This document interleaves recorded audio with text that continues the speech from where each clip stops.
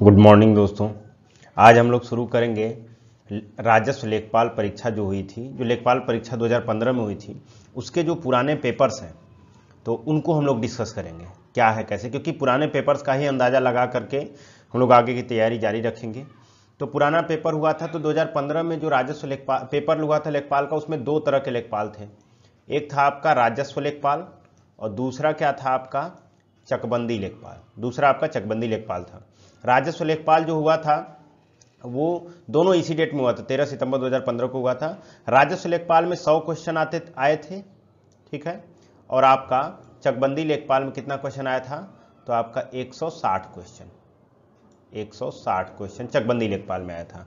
राजस्व लेखपाल में 100 क्वेश्चन जो थे वो 25-25 सेक्शन करके 4 सेक्शन थे। कौन कौन से आपके, तो मैथ था और हिंदी था और आपका ग्रामीण विकास था और सामान्य जानकारी यानी जीएस था।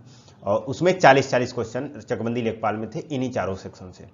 तो राजस्व लेखपाल का दो पाली में हुआ था पेपर और चकबंदी लेखपाल का एक पाली में हुआ था।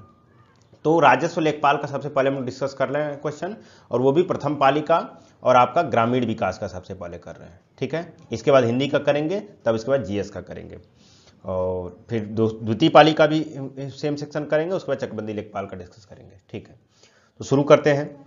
पहला क्वेश्चन क्या है, कौन सी उपभाषा राज्य के पश्चिमी भागों यानी रोहिलखंड और ऊपरी दोआब में बोली जाती है, ठीक है।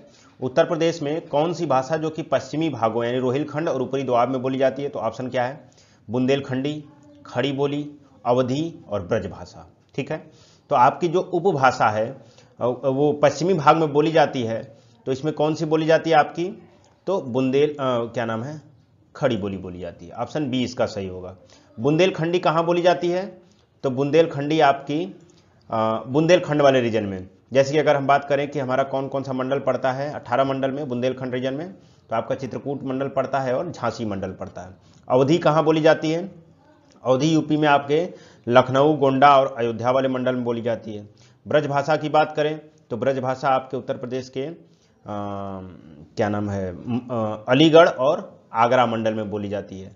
अब आप बताइएगा कि मथुरा मंडल जो है, मथुरा जो है जिला, वो किस मंडल में पड़ता है, अलीगढ़ में पड़ता है कि आगरा मंडल में पड़ता है। आगे चल के यूपी स्पेशल की चीज़ें आएंगी, जैसे कि कौन कौन से जिला कहाँ है, कैसे हैं। यूपी स्पेशल का पूरा मैप और उसकी पॉलिटी, उसकी इकोनॉमी, पूरी चीज़ें मैं कोशिश करूंगा यूपी स्पेशल की चीज़ें आपके सामने लेके आए, वो भी एकदम लेखपाल के सटीक। ये जो प्रीवियस ईयर क्वेश्चन है आपको पूरी तरीके से याद होने चाहिए, तब जा करके काम बनेगा, ठीक है, ताकि उसी हिसाब से आप आगे की तैयारी कर सकें। चलिए आगे बढ़ते हैं। तो इसका ऑप्शन खड़ी बोली सही होगा। दूसरा क्वेश्चन क्या है, तहसील स्तर पर सरकारी निकायों को क्या कहा जाता है। तहसील स्तर पर सरकारी निकायों को ऑप्शन क्या है, पंचायत समिति, ग्राम सभा, ग्राम पंचायत और नगर पालिका, ठीक है। तो तहसील स्तर पर सरकारी निकायों को क्या कहा जाता है, तो पंचायत समिति कहा जाता है, ठीक है। पंचायत समिति जैसे क्या होता है कि ब्लॉक स्तर पर यानी खंड स्तर पर तालुका, ब्लॉक को तालुका भी कहीं कहीं बोल दिया जाता है, कहीं तालुका ब्लॉक नहीं होता तो तहसील होता है। तो तालुका हुआ, ब्लॉक हुआ या तहसील स्तर पर पंचायतों को पंचायत समिति कहा जाता है, ठीक है। ग्राम स्तर पर पंचायत का पहला स्तर होता है जहां ग्राम सभा बोला जाता है, और आपका तीसरा स्तर जो जिला स्तर होता है वहां पे जिला परिषद बोला जाता है। तहसील स्तर या फिर ब्लॉक स्तर पर क्या बोला जाता है, पंचायत समिति सरकारी निकायों को। चलिए नेक्स्ट क्वेश्चन है, 2011 की जनगणना के अनुसार उत्तर प्रदेश का सबसे अधिक जनसंख्या वाला शहर कौन सा है। उत्तर प्रदेश का सबसे अधिक जनसंख्या वाला शहर कौन सा है 2011 की जनगणना के अनुसार, तो इसमें ऑप्शन क्या है, कानपुर, लखनऊ, अलीगढ़ और बरेली। तो सबसे अधिक जनसंख्या वाला शहर कौन सा है, तो देखिए हम लोग सुने थे कि सबसे अधिक जनसंख्या वाला जिला क्या है, तो आपका प्रयागराज, ठीक है, प्रयागराज था। लेकिन इसमें पूछा है सिटी यानी शहर कौन सा है जहां सबसे अधिक जनसंख्या है, जिसमें लखनऊ, कानपुर, अलीगढ़ और बरेली दिया है। तो आपको पता होगा कि सर्वाधिक जनसंख्या वाला शहर कौन सा है आपका, इसमें अगर ऑप्शन देखेंगे तो आपका लखनऊ सही होगा। लखनऊ में सबसे ज़्यादा शहरी जनसंख्या रहती है, जनसंख्या जिस शहर में रहती है वो लखनऊ है, सबसे बड़ा म्यूनसिपलिटी लखनऊ का है, ठीक है। इसमें देखिए बरेली और अलीगढ़ तो सीधे सीधे हट जाएंगे। अगर कानपुर और लखनऊ में दो चीज़ें फंसती हैं तो लखनऊ का जो शहर है वहाँ पे शहरी जनसंख्या जो है सबसे ज़्यादा है, ठीक है, लखनऊ। आगे बढ़ते हैं। हाल ही में केंद्र सरकार को प्रस्तुत की गई श्री रंगराजन की रिपोर्ट के अनुसार कोई व्यक्ति जो ग्रामीण क्षेत्रों में कितना रुपया से अधिक खर्चा करता है उसे गरीब नहीं समझा जाता है। जो रंगराजन कमेटी थी 1993 में, उसने क्या कहा था कि गांवों में कितना रुपया खर्च करने वाला गरीब नहीं माना जाएगा और शहरों में कितना रुपया खर्च करने वाला नहीं माना जाएगा। तो गांव का पूछ रहा है, ग्रामीण क्षेत्रों में कितना रुपया, 32 रुपया, 43 रुपया, 50 रुपया और 26 रुपया। तो रंगराजन कमेटी ने कहा था कि 32 रुपया से अधिक अगर कोई खर्च कर रहा है गाँव में तो वो गरीब नहीं है, ठीक है। और शहरी का आंकड़ा वो क्या दिए थे, 47 रुपये अगर खर्च कर रहा है तो वो गरीब नहीं है। तो ये है तो इसका आंसर क्या होगा, ए होगा, यानी 32 रुपये से अधिक खर्च करने वाला गाँव में गरीब नहीं माना जाएगा, ठीक है। रंगराजन रिपोर्ट 1993 में आई थी। उत्तर प्रदेश के निम्नलिखित शहरों में से किसमें पीतल उत्पादों का अधिकतम निर्यात किया जाता है। पीतल उत्पादों का निर्यात कहाँ किया जाता है, तो ऑप्शन क्या है, मुरादाबाद, वाराणसी, कानपुर, लखनऊ। देखिए यूपी स्पेशल से किस तरीके के क्वेश्चन बन रहे हैं, तो अगर थोड़ा सा भी अगर आपको जानकारी हो कि पीतल उत्पादनों के लिए कौन सा जिला, अगर आप ये भी स्कीम अगर पढ़े हो, वन डिस्ट्रिक्ट वन प्रोडक्ट, तो उसमें भी आपको पता होगा पीतल उत्पादनों के लिए फेमस हमारा है कौन सा जिला, आपका मुरादाबाद। उसको पीतल नगरी भी बोला जाता है। तो पीतल नगरी इसलिए बोला जाता है क्योंकि वहाँ पर क्या होता है, सबसे ज़्यादा प्रोडक्शन वगैरह होता है। तो जहाँ प्रोडक्शन होगा वहीं तो निर्यात होगा। तो पीतल उत्पादों का अधिकतम निर्यात कहाँ से, मुरादाबाद से। तो नेक्स्ट क्वेश्चन क्या है आपका, उत्तर प्रदेश में कितने जिले हैं। उत्तर प्रदेश में कितने जिले हैं, कितने जिलों में विभाजित है, तो उत्तर प्रदेश में 75 जिले हैं, ठीक है। इसके अलावा अगर हम बात करें तो सेंसस 2011 के अनुसार, तो हमारे यहाँ कितने टाउन्स थे, जो कस्बा होता है, तो 915 टाउन्स थे, ठीक है। अगर हम बात करें कि हमारे यहाँ कितने ब्लॉक थे, तो ब्लॉक कितने थे, तो 821 ब्लॉक थे, 821 821 ब्लॉक थे। अगर हम बात करें कि नगर निगम हमारे यहाँ कितने थे, नगर निगम जो है उत्तर प्रदेश में 14 है। अगर हम बात करें हमारे यहाँ कुल ग्राम कितने थे, विलेज कितने थी, तो 97,941, 97,941 ग्राम है, 14 नगर निगम है, ब्लॉक 821 है और टाउन्स यानी कस्बे 915 है, ठीक है। चलिए, तो इसके बाद क्या है कि अंबेडकर विशेष रोजगार योजना, अंबेडकर विशेष रोजगार योजना AVRY, इसके अंतर्गत परियोजना की लागत कितना से कम नहीं होनी चाहिए। यानी 4 ऑप्शन दिया है कि अंबेडकर विशेष रोजगार योजना जो 2015 का क्वेश्चन है कि 60,000 से कम नहीं होना चाहिए परियोजना का लागत, 75,000, 1,50,000। तो अंबेडकर विशेष रोजगार योजना जो है वो क्या है कि हमारे यहाँ उद्यमिता को बढ़ावा देने के लिए आपका क्या किया जाता है कि रोजगार बढ़ाने के लिए लोगों को लोन दिया जाता है, ठीक है। तो 2 लाख से लेकर के 5 लाख के बीच में लोन दिया जाता है। और इसमें सरकार क्या करती है कि अगर आप शेड्यूल कास्ट और शेड्यूल ट्राइब्स कम्युनिटी से हैं तो आपको 35% सब्सिडी देती है। कितना परसेंट देती है, 35%, अगर आप शेड्यूल कास्ट और शेड्यूल ट्राइब्स से बिलोंग करते हैं। अगर दूसरे कास्ट से बिलोंग करते हैं, चाहे जनरल OBC या फिर EWS से हैं, तो आपको कितना % लोन में छूट देती है सरकार, यानी सब्सिडी देती है 25%, ठीक है। 25% देती है इनको, और 2 लाख से 5 लाख तक का इनका लोन दिया जाता है। तो उस समय 2015 में ये 50,000 से 80,000 था। तो आपके परियोजना की इकाई लागत कितना से कम नहीं होनी चाहिए, तो इसमें ऑप्शन डी सही होगा। हालांकि कोई मतलब नहीं है, अब 2 लाख से 5 लाख तक वो लिमिट है, यानी 2 लाख से कम नहीं होना चाहिए और 5 लाख से अधिक नहीं होना चाहिए। अब ये याद रखिएगा। और 35% शेड्यूल कास्ट और शेड्यूल ट्राइब्स को सब्सिडी दी जाती है, 25% आपका OBC और जनरल को दी जाती है। अंबेडकर विशेष रोजगार योजना। नेक्स्ट क्वेश्चन है आपका कि सुल्तानपुर ने सामाजिक वानिकी योजना की कुशल कार्यप्रणाली के लिए केंद्रीकृत डाटाबेस की समस्या का समाधान करने की पहल की है, ठीक है। तो सुल्तानपुर यानी कि कौन सा संगठन है जिसने केंद्रीय सामाजिक वानिकी क्या होता है कि जो वानिकी यानी फॉरेस्ट्री यानी वानिकी करने के लिए, पेड़ पौधे लगाने के लिए समाज की मदद ली जाए, कम्युनिटी उसमें इन्वॉल्व हो। कम्युनिटी इन्वॉल्व रहती है तो केयर करती है, पानी देती है और सारी चीज़ें, तो इसको सामाजिक वानिकी कहा जाता है। तो सामाजिक वानिकी जो है आपका वो क्या है कि ठीक है, इसके डाटाबेस को कौन मैनेज करेगा, तो ऑप्शन क्या है, राष्ट्रीय प्रतिदर्श सर्वेक्षण संगठन, जिला उद्योग केंद्र, क्षेत्रीय ग्रामीण बैंक यानी कि national sample survey organisation, district industry centre और रीजनल रूरल बैंक और राष्ट्रीय सूचना केंद्र यानी कि नेशनल इंफॉर्मेटिक्स सेंटर।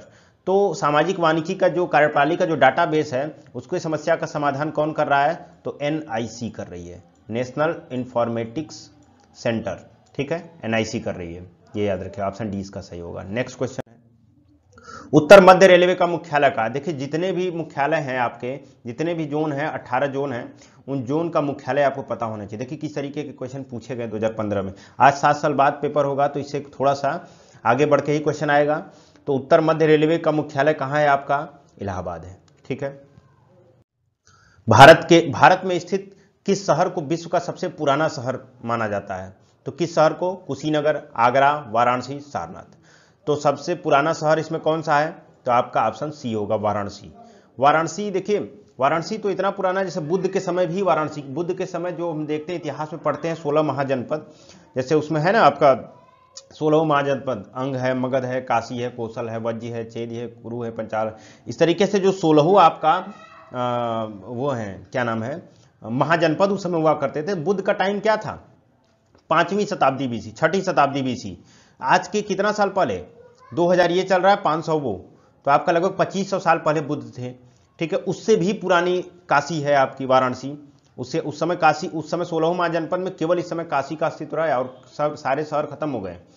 तो आपके वाराणसी को पौराणिक कथाओं के अनुसार 5000 साल पुराना शहर माना जाता है, ठीक है, 5000 वर्ष पुराना, तो वाराणसी इसका होगा। नेक्स्ट क्वेश्चन देखते हैं, चमड़े की वस्तुओं के लिए प्रसिद्ध जिले, चमड़े की वस्तुओं के लिए, लेदर के लिए फेमस कौन सा जिला है?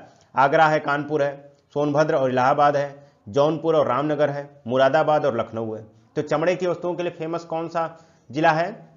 तो आपको अगर कुछ नहीं जानते हो तो कानपुर शायद जानते हो, इसको लेदर सिटी बोला जाता है, ठीक है। अगर कानपुर किसी और ऑप्शन में दे दिया होता तब तो कंफ्यूजन होता, लेकिन एक ही में दिया है तो कंफ्यूजन खत्म, आगरा और कानपुर होगा, ऑप्शन ए सही होगा, ठीक है, चमड़े की वस्तुओं के लिए। नेक्स्ट क्वेश्चन क्या है आपका? इंदिरा आवास योजना, जो कि एक केंद्र समर्थित योजना है, इसका राज्य सरकार के साथ लागत सहभाजन अनुपात क्या है? ठीक है, जो इंदिरा आवास योजना है उसमें पूछ रहा है कि उसमें फंडिंग केंद्र सरकार की कितनी होती है और राज्य सरकार की कितनी होती है, ठीक है। तो स्कीम्स, ये केंद्र समर्थित योजना है, कैसी योजना है? केंद्र समर्थित योजना, यानी centrally sponsored scheme, centrally sponsored scheme है ये, ठीक है। सेंट्रली स्पॉन्सर, दो तरह की स्कीम होती है, एक होता है सेंट्रली स्पॉन्सर्ड स्कीम, एक होता है central sector scheme. Central sector scheme का मतलब होता है कि सेंटर यानी केंद्र सरकार उसको लागू कर रहा है उस स्कीम को, और पूरी फंडिंग वही केंद्र सरकार करता है। लेकिन सेंट्रली स्पॉन्सर्ड स्कीम का मतलब क्या होता है कि सेंट्रल स्पॉन्सर कर रहा है उस स्कीम को, ठीक है। और ऐसा ज्यादातर स्टेट लिस्ट में जो सब्जेक्ट होते हैं, राज्य से संबंधित कोई चीजें होती हैं, उसके संबंध में सेंट्रल स्पॉन्सर करता है स्कीम को, यानी उसमें कुछ हिस्सा केंद्र सरकार देता है, कुछ राज्य सरकार देता है। तो इस स्कीम में 75% हिस्सा फंडिंग किसकी रहेगी? केंद्र सरकार की, और 25% कौन देता है? राज्य सरकार देती है। तो इंदिरा आवास योजना जो है आपका कब आया था?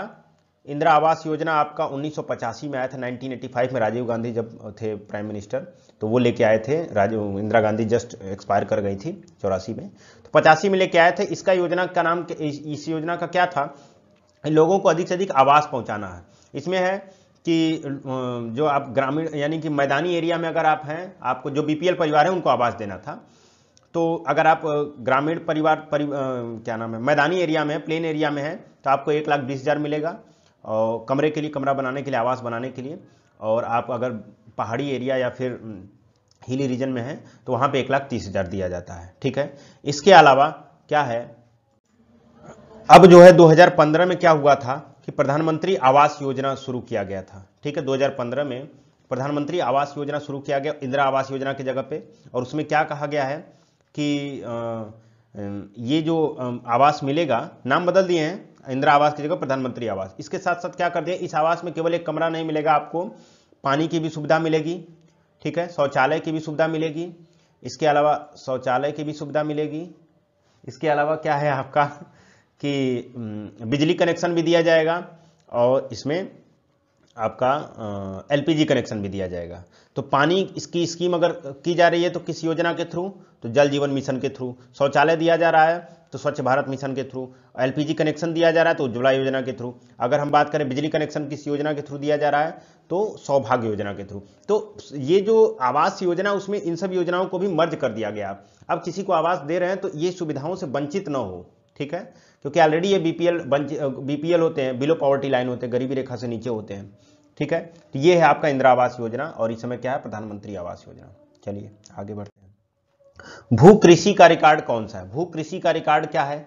गिरदावरी, पंचनामा, जमाबंदी, खतौनी। भू कृषि यानी भूमि का रिकॉर्ड नहीं, भूमि पर क्या कृषि हो रही है, इसका रिकॉर्ड कौन सा है? तो देखिए इसमें गिरदावरी, गिरदावरी ऑप्शन सही है। गिरदावरी का मतलब क्या है? गिरदावरी अगर उत्तर भारत में देखा जाए तो एक क्रॉप सर्वे है, फसल का सर्वे किया जाता है, हर एक साल में 2 बार फसल सर्वे किया जाता है, और उत्तर भारत में उसको क्या नाम दिया जाता है? गिरदावरी। ठीक है, तो गिरदावरी इसका, भू पर क्या कृषि हो रही है उसका रिकॉर्ड गिरदावरी में होता है। पंचनामा तो जान ही रहे हैं कि पोस्टमार्टम होता है, उसका कोई मतलब नहीं। जमाबंदी भी दूसरी चीज है, खतौनी आपके भूमि का रिकॉर्ड करता है। ठीक है, आगे बढ़ते हैं। एक बिस्सा का 1 बीघा से क्या अनुपात है? 1 बिस्सा का, अगर रूरल डेवलपमेंट में आपको पढ़ना होगा क्या मापक होता है, कैसे क्या होता है, तो गांव में अगर जो बिलोंग करते हैं वो जानते होंगे 1 बिस्सा और 1 बीघा में क्या अनुपात होता है। तो 1 बीघा में 20 बिस्सा होता है। ठीक है, 1 बीघा में कितना होता है? 20 बिस्सा। तो 1 बिस्सा का 1 बीघा से क्या अनुपात होगा? तो 1/20। ठीक है, इसमें कौन सा आंसर सही होगा? 1/20, डी आंसर सही होगा। ठीक है, 1 एकड़ कितने वर्ग गज के बराबर होते हैं? ऐसे फैक्ट आपको सीधे सीधे रटने पड़ेंगे। 1 एकड़ में कितना वर्ग गज होता है? तो 4840, 4840, 4840 वर्ग गज होता है 1 एकड़ में। ठीक है, NREGP का पूर्ण रूप क्या है? NREGP यानी क्या है? क्या है इसका ऑप्शन देख लीजिए। राष्ट्रीय ग्रामीण उद्यमिता गारंटी कार्यक्रम, बी क्या है? राष्ट्रीय ग्रामीण शिक्षा गारंटी कार्यक्रम, राष्ट्रीय ग्रामीण रोजगार गारंटी कार्यक्रम, तो राष्ट्रीय क्षेत्रीय रोजगार गारंटी कार्यक्रम। तो इसका फुल फॉर्म क्या है? National rural employment guarantee programme, राष्ट्रीय ग्रामीण रोजगार गारंटी कार्यक्रम। ठीक है, इसको नरेगा भी बोला जाता है। जैसे यहां पे कोई भी काम नहीं होता है तो सरकार क्या कर दी है कि हम एक नरेगा लेके आए हैं, नरेगा यानी कि राष्ट्रीय ग्रामीण रोजगार गारंटी कार्यक्रम लेके आए हैं, जिसमें आपको 100 दिन काम मिलेगा ही मिलेगा। आप भूखमरी से न मरे, आपको कोई भी काम नहीं मिल रहा है तो आप आइए झुआ फरसा ले करके और खेतों में काम करिए, कहीं नहर बनाना हो, कहीं नाला बनाना हो, जो भी गांव स्तर पे चीजें होती हैं, तो वहां पे लोगों को रोजगार की गारंटी, काम का अधिकार हमको प्रोवाइड किया गया है। ठीक है, इस स्कीम के थ्रू। आगे चल के इसी का नाम महात्मा गांधी राष्ट्रीय रोजगार गारंटी कार्यक्रम हो जाता है। एक क्वेश्चन उस पर भी है, आगे देखेंगे। ठीक, जिला अस्पतालों के लिए नेक्स्ट क्वेश्चन क्या है? जिला अस्पतालों के लिए भारतीय लोक स्वास्थ्य मानकों के अनुसार 10 लाख जनसंख्या वाले प्रत्येक जिले में कम से कम कितने बिस्तर होने चाहिए?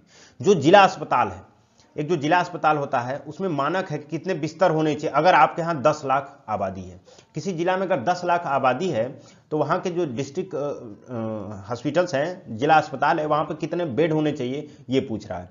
तो कुछ मानक होते हैं सरकार के, वो चीज़ें आपको याद करना पड़ेगा। 195 बेड होते हैं, 300 बेड होते हैं, 350 बेड होते हैं, 50 बेड होते हैं। तो 10 लाख जनसंख्या वाली जिले में वहाँ के जो जिला अस्पताल है वहाँ पे 300 बेड होने चाहिए। ठीक है, नेक्स्ट क्वेश्चन क्या है? घरेलू व्यक्तिगत सौर जल हीटर के लिए आर्थिक सहायता योजना के अंतर्गत उत्तर प्रदेश राज्य में क्या प्रोत्साहन दिया जाता है? ठीक है, तो सौर जल हीटर 2015 में क्वेश्चन पूछा है, सौर जल हीटर के लिए आर्थिक सहायता योजना के अंतर्गत उत्तर प्रदेश राज्य में क्या प्रोत्साहन दिया जाता है? कर रियायत दी जाती है, बट्टा दी जाती है, कर मुक्ति, छूट। तो उत्तर प्रदेश सरकार क्या की थी 15 में कि जो अपने यहाँ हीटर, जल को गर्म करने वाला जो हीटर है, अगर वो सौर हीटर है, सौर जल हीटर है, तो वहां पे आपके जो आपका घरेलू कनेक्शन होता था बिजली का, उसमें 100 रुपया माफ कर देती थी। ठीक है, बट्टा देती थी 100 रुपया। अगर आपका बिल जो भी आ रहा है, आपके यहाँ सौर जल हीटर, सोलर वाटर हीटर है, तो आपके यहाँ 100 रुपया माफ कर देते थे आपके बिजली, जो यूपीपीसीएल है, Uttar Pradesh power corporation limited, वो 100 रुपया आपके बिल में माफ कर देता था अगर आपके यहाँ सौर जल हीटर होता था। तो वही है, पूछा है कि राज्य सरकार क्या प्रोत्साहन देती थी, तो राज्य सरकार क्या देती थी? बट्टा देती थी, रिबेट देती थी, हमको छूट देती थी, जिसको कहेंगे रिबेट देती थी। कितने की? 100 रुपए की। ठीक है, आगे बढ़ते हैं। उत्तर प्रदेश की प्रमुख व्यावसायिक फसल क्या है? उत्तर प्रदेश की प्रमुख व्यावसायिक फसल गेहूं है। गेहूं ऑप्शन क्या है? गेहूं, मक्का, गन्ना, चावल। तो आप लोग बहुत ज़्यादा सुनते होंगे, हमारी जो कमर्शियल क्रॉप्स है, व्यावसायिक फसल है, वो गन्ना है। हमेशा गन्ना किसान पैसा बकाया है, गन्ना मिल में ये हो रहा है, गन्ना मिल नहीं चल रही है, तो हमेशा देखेंगे तो गन्ना की बात होती रहती है उत्तर प्रदेश में। क्यों? क्योंकि ये यहाँ पे क्या है, आपका व्यावसायिक फसल है उत्तर प्रदेश की। ठीक है, नेक्स्ट क्वेश्चन है, एक ग्राम पंचायत में ग्राम के वार्डों से चुने हुए कितने सदस्य होते हैं जिन्हें पंच कहा जाता है। यानी ग्राम सभा जो होती है, ग्राम पंचायत जो होती है, उसमें उसके नीचे क्या होते हैं, प्रधान के नीचे अलग अलग वार्ड होते हैं और वार्डों से एक एक सदस्य चुने जाते हैं। ठीक है, प्रधान के साथ अलग अलग वार्ड, जैसे जिस तरीके से प्रधानमंत्री होते हैं और उनके साथ काम करने के लिए अलग अलग एरिया से कुछ कैबिनेट मंत्री होते हैं, उसी तरीके से प्रधान होते हैं। प्रधानों के साथ काम करने वाले जो लोग होते हैं अलग अलग वार्ड के, गांवों के, उनको कैबिनेट बोला जाता है वहां का। तो पूछा है क्वेश्चन, कितने पंच होते हैं एक ग्राम पंचायत में, ग्राम वार्डों से चुने हुए कितने सदस्य होते हैं जिन्हें पंच कहा जाता है। 5 से 20, 7 से 17, 10 से 20, 5 से 9। ठीक है, तो उस समय कितने पंच होते हैं, तो अभी कितने पंच होते हैं, एक गांव में मैक्सिमम 9 होते हैं और अधिकतम 15 वार्ड मेंबर होते हैं जिनको पंच भी कहा जाता है। और पंचों का मुखिया जो होता है उसे सरपंच कहा जाता है, जिसे प्रधान होते हैं। तो इसी तरीके से वार्ड मेंबर की संख्या गांवों में कितनी होती है, आपके 9 मिनिमम हो सकती है और मैक्सिमम 15 हो सकती है। अलग अलग राज्यों में जनसंख्या के हिसाब से अलग अलग ये वार्ड मेंबर है। उत्तर प्रदेश में आपका मिनिमम 9 मैक्सिमम 15 वार्ड मेंबर हो सकते हैं। और इसमें कोई भी ऑप्शन नहीं है, क्योंकि जहां तक उम्मीद है कि ये वाला ऑप्शन उस समय रहा होगा, 7 से 17 रहे होंगे, लेकिन अभी कितने हैं, 9 से 15, मैक्सिमम 15। नेक्स्ट क्वेश्चन है, उत्तर प्रदेश के उच्च न्यायालय के मुख्य न्यायाधीश की नियुक्ति कौन करता है। ठीक है, क्वेश्चन पूछा है कि जो हाई कोर्ट्स है उत्तर प्रदेश का, वहां के जो चीफ जस्टिस है उनकी नियुक्ति, उनकी अपॉइंटमेंट कौन करता है। प्रधानमंत्री करते हैं, भारत के राष्ट्रपति करते हैं, सर्वोच्च न्यायालय के मुख्य न्यायाधीश करते हैं, राज्यपाल करते हैं। कौन उनकी नियुक्ति करता है चीफ जस्टिस का हाई कोर्ट्स में, तो भारत के राष्ट्रपति करते हैं। ठीक है, पॉलिटी में सब आएगा, वहां देख लिया जाएगा। उत्तर प्रदेश में एक वर्ष में न्यूनतम कितनी ग्राम सभा की मीटिंग होनी चाहिए। उत्तर प्रदेश में एक वर्ष में न्यूनतम कितनी ग्राम सभा की मीटिंग होनी चाहिए, तो 3 होनी चाहिए, 4 होनी चाहिए, 6 होनी चाहिए, 2 होनी चाहिए। कितनी होनी चाहिए, तो ग्राम सभा की जो बैठक होती है मिनिमम 2 होनी चाहिए। वो 2 तय किया गया है। पहली मीटिंग कब होनी चाहिए, आपके खरीफ की फसल के बाद, जिसको बोला जाता है खरीफ की मीटिंग। यानी खरीफ फसल, अगर आप जो ऑफलाइन हम पढ़ाए होंगे उनको, एग्रीकल्चर का चैप्टर पढ़ाए होंगे उनको, खरीफ, रबी और ये सारी चीज़ें उसमें बताए हैं, एग्रीकल्चर ईयर क्या होता है, कैसे होता है। तो खरीफ की फसल जैसे ही कटती है उसके बाद एक मीटिंग होती है ग्राम पंचायत की, दूसरी मीटिंग रबी की फसल के बाद। ठीक है, रबी के फसल के कटने के बाद दूसरी मीटिंग होती है। तो ये है आपकी मिनिमम 2 मीटिंग होनी चाहिए। ठीक है, आगे बढ़ते हैं। एक व्यक्ति के लिए पंचायत सदस्य बनने की न्यूनतम आयु क्या है। एक व्यक्ति के लिए पंचायत का सदस्य बनने का न्यूनतम आयु क्या है, तो 21 साल, 25 साल, 35 साल, 18 साल। पंचायत सदस्य बनने के लिए, चाहे वो वार्ड मेंबर हो, चाहे वो ग्राम प्रधान हो, अगर वो चुनाव लड़ना चाहता है तो उसकी मिनिमम उम्र कितनी होनी चाहिए, 21 साल होनी चाहिए। ठीक है, उपराष्ट्रपति की आप लोग बताइएगा कितनी होनी चाहिए, और राष्ट्रपति की। आगे बढ़ते हैं। मध्याह्न भोजन कार्यक्रम यानी मिड डे मील प्रोग्राम जो होते हैं, MDM, mid day meal programme जो है, मध्याह्न भोजन कार्यक्रम के अंतर्गत विद्यालय स्तर पर बच्चों के न्यून भार की प्रतिशतता का आकलन किस आवृत्ति पर किया जाना चाहिए। यानी कि बच्चों की जो भार वगैरह है उसका कैसे बढ़ रहा है, घट रहा है, उसका किस आधार पर होना चाहिए, मतलब कितना समय समय पर उसका रिव्यू होना चाहिए, आकलन होना चाहिए, कितना समय बच्चों के उम्र क्या नाम है, भार पर। तो मध्याह्न भोजन कार्यक्रम होता है, ये पौष्टिकता के लिए चलाया गया है कि बच्चों को एक न्यूट्रिशियस मील मिल सके, कम से कम दिन में एक टाइम तो मिल ही जाए। घर पे जैसी अगर व्यवस्था ना हो चीज़ें, तो बच्चे, जो ग्लोबल हंगर इंडेक्स है उसमें हमारा स्थान नीचे होता है, भूखमरी से हम लोग बहुत पीछे हैं, तो उस कारण से MDM स्कीम चलाया गया है। तो बच्चों के भार की जो प्रतिशतता है वो आंकलन होता है अर्धवार्षिक, यानी हर 6 महीने पर। कितने पर, 6 महीने पर। MDM में ये भी है, जैसे कि आपका कोई भी स्कीम चल रही है तो उसमें उसकी जो भोजन की गुणवत्ता और इन चीज़ों को दैनिक स्तर पर आकलन किया जाता है।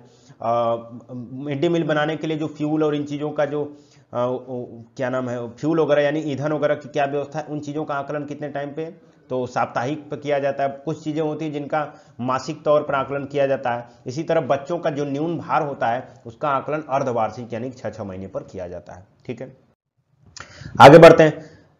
MGNREG यानी Mahatma Gandhi national rural employment guarantee act. ठीक है, क्या है ये, मनरेगा है। मनरेगा के अंतर्गत संगठक के मामले में केंद्र और राज्य सरकारों द्वारा किए गए निधिकरण का अनुपात क्या है। यानी जो निधिकरण यानी फंडिंग, मनरेगा का मतलब क्या, मनरेगा में जो फंडिंग है वो किस अनुपात में है, केंद्र और राज्य के बीच। मनरेगा भी एक सेंट्रली स्पॉन्सर्ड स्कीम है, कुछ केंद्र सरकार देती है, कुछ राज्य सरकार देती है। ठीक है, तो आपका इसमें ऑप्शन डी सही होगा, यानी 75 और 25। 75% फंडिंग किसकी रहती है? केंद्र सरकार की। 25% किसकी रहती है? तो राज्य सरकार की फंडिंग रहती है। ठीक है, मनरेगा का मतलब क्या है? मनरेगा जो Mahatma Gandhi national rural employment guarantee act है, ये एक्ट आया था 2005 में। ठीक है, 2005 में आया था और ये लागू हुआ था एक्ट कब? 2006 में। ठीक है, 2006 में लागू हुआ था और ये भी सेंट्रल स्पॉन्सर्ड स्कीम है। ठीक है, आगे बढ़ते हैं। ग्रामीण विकास में इतना ही क्वेश्चन था, जो कि 25 क्वेश्चन है, और इसके बाद हम दूसरा हिंदी और या फिर क्या नाम है, जनरल स्टडीज यानी जीएस का सेक्शन लेकर आएंगे। Thank you.